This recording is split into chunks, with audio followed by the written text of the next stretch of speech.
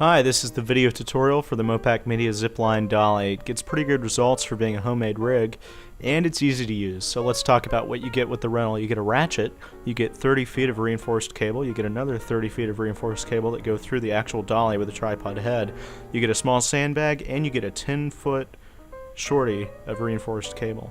Now what you want to do with the zipline dolly is you want to find two columns or two trees or two street lights that are about 25 feet apart.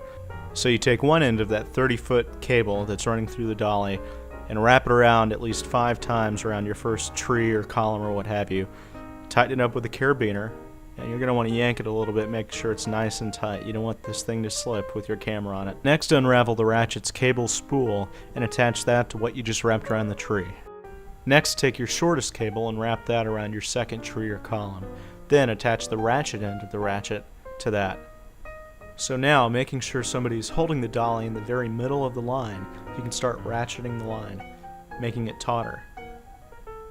Now, whoever's holding the dolly has to compensate for the fact that you're going to be putting the weight of the camera and a small sandbag onto that dolly.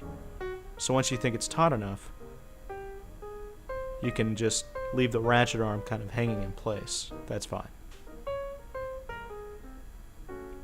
So now, test the line, see if the dolly glides back and forth.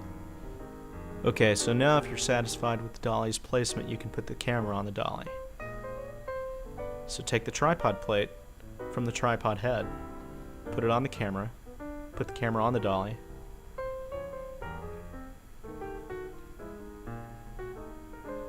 make sure it's loose, like you want it. Then take that small sandbag to level out the camera. Scoot it towards and away from the camera, and then use your eye to make sure the shot is going to be good for you. So once you have that done, you may need to practice your move 3 or 4 times to get it right. Make sure that it looks good to your eye, maybe play it back a couple times. That's a cool shot.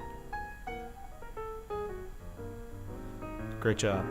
Now if you want to loosen the cable through the ratchet, make sure you clamp down the teeth release on both the arm and the ratchet body itself. Now you can do this incrementally, or you can do it all at once by compressing them both at the same time and lowering the ratchet. Now you're ready to go.